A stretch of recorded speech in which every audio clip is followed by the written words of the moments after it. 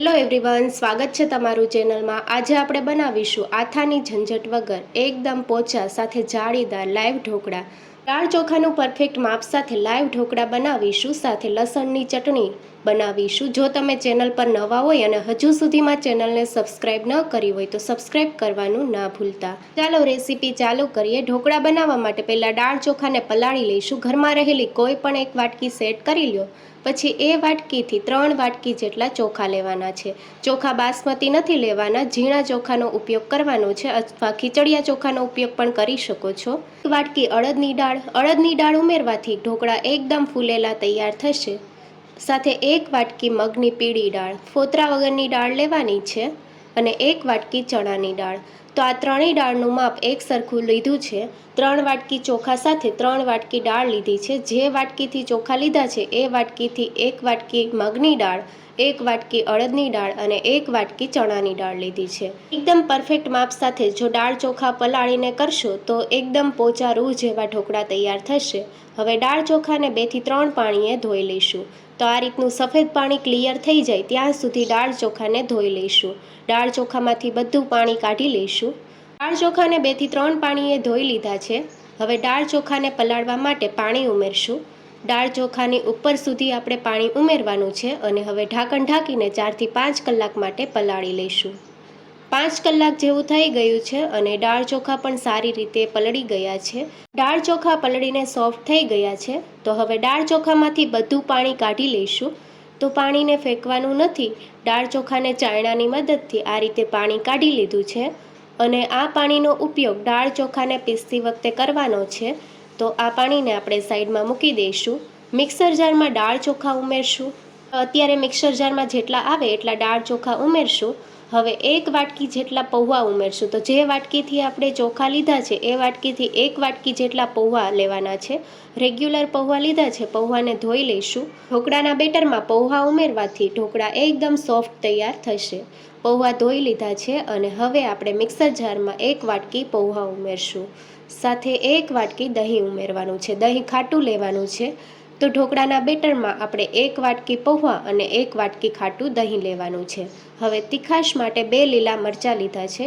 ઢોકળામાં તીખાશનું પ્રમાણ થોડું ચડિયાતું હોય તો એકદમ ટેસ્ટી લાગે છે।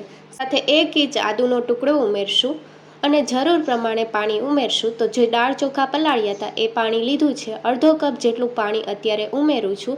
ઢોકળાના બેટરમાં બહુ વધારે પાણી નથી ઉમેરવાનું, ઢીલું ન થઈ જાય એ વાતનું ધ્યાન રાખવું। ગ્રાઇન્ડ કરી લઈશું।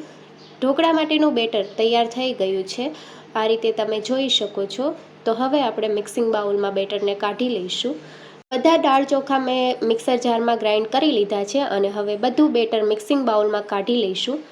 સાથે અડધી ચમચી હળદર પાવડર, સ્વાદ પ્રમાણે મીઠું, અને ખાટો મીઠો ટેસ્ટ દેવા માટે 1 ચમચી ખાંડ ઉમેરશું। બધી જ વસ્તુને સારી રીતે મિક્સ કરી લઈશું।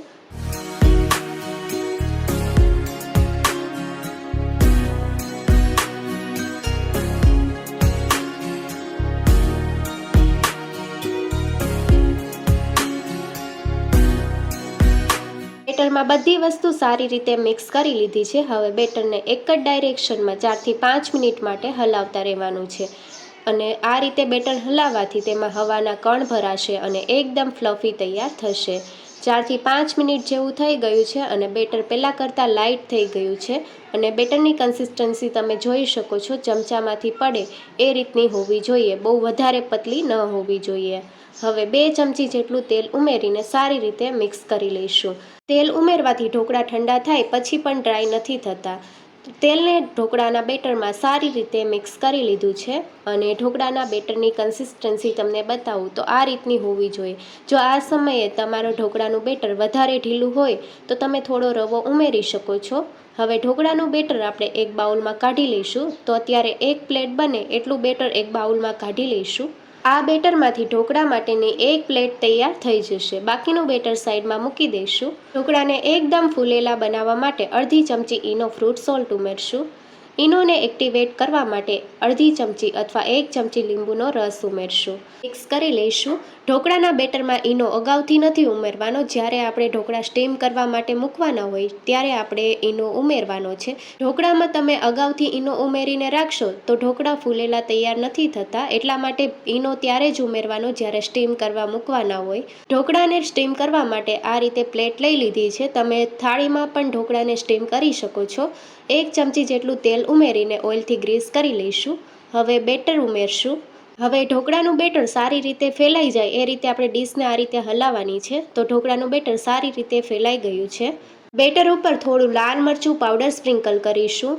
ઢોકળાને સ્ટીમ કરવા માટે સ્ટીમરમાં 2 થી 3 કપ જેટલું પાણી ઉમેર્યું અને 5 મિનિટ માટે સ્ટીમ કરી લીધું છે. પાણી સારી રીતે ગરમ થઈ ગયું છે. હવે ઢોકળાની પ્લેટ મૂકશું અને ઢાંકણ ઢાંકીને હાઈ ગેસની ફ્લેમ ઉપર 10 થી 12 મિનિટ માટે કૂક થવા દઈશું. 12 મિનિટ જેવું થઈ ગયું છે. ઢોકળા ચેક કરી લઈશું. તો નાઇફની મદદથી આ રીતે જોઈએ તો નાઇફ એકદમ ક્લીન આવે છે. ઢોકળા થઈ ગયા છે. ગેસની ફ્લેમ બંધ કરી દઈશું. પ્લેટને નીચે કાઢી લઈશું. 1 ચમચી જેટલું તેલ ઉમેરશું અને સ્પ્રેડ કરી દઈશું. તેલ ઉમેરવાથી ઢોકળા ડ્રાય નથી થતા. ઢોકળા ઠંડા થાય પછી પીસ કરી લઈશું. ત્યાં સુધીમાં લસણવાળી ચટણી તૈયાર કરી લઈએ. 15 થી 16 કળી લસણની, 1/4 ચમચી હિંગ અને 1 ચમચી કાશ્મીરી લાલ મરચું પાવડર ઉમેરશું. સાથે સ્વાદ પ્રમાણે મીઠું અને પાણી ઉમેર્યા વગર ગ્રાઇન્ડ કરી લઈશું. લસણ અને મરચું સારી રીતે ગ્રાઇન્ડ થઈ ગયું છે. તમે જોઈ શકો છો. હવે એક નાની સાઇઝનું ટમેટું 2 ભાગમાં પીસ કરી લઈશું અને મિક્સર જારમાં સારી રીતે ગ્રાઇન્ડ કરી લઈશું. તો અહીંયા આપણે લસણ અને ટમેટાની ચટણી તૈયાર કરીશું. લસણ અને ટમેટાની પેસ્ટ તૈયાર થઈ ગઈ છે. હવે વઘાર કરી લઈશું.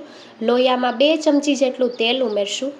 તેલ ગરમ થાય એટલે લસણ અને ટમેટાની પેસ્ટ ઉમેરશું.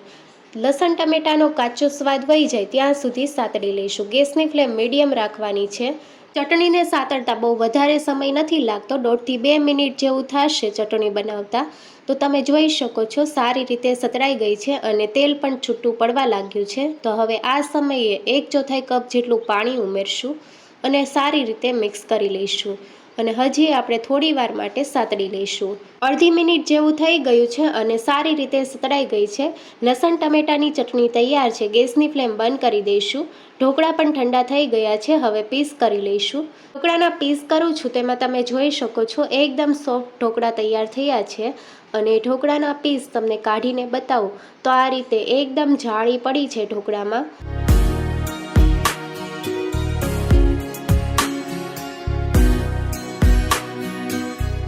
તમે જોઈ શકો છો એકદમ પોચા રૂ જેવા તૈયાર થયા છે અને જાળી પણ પડી છે. તો દાળ ચોખા પલાળવાના પરફેક્ટ માપ સાથે અને આથાની ઝંઝટ વગર એકદમ જાળીદાર ઢોકળા તૈયાર છે. ચટણી સાથે ઢોકળાને સર્વિંગ પ્લેટમાં સર્વ કરીશું. એકદમ ગરમા ગરમ લાઈવ ઢોકળા તૈયાર છે. રેસીપી ગમી હોય તો ચેનલને લાઇક, શેર અને સબસ્ક્રાઈબ કરો. Thank you for watching.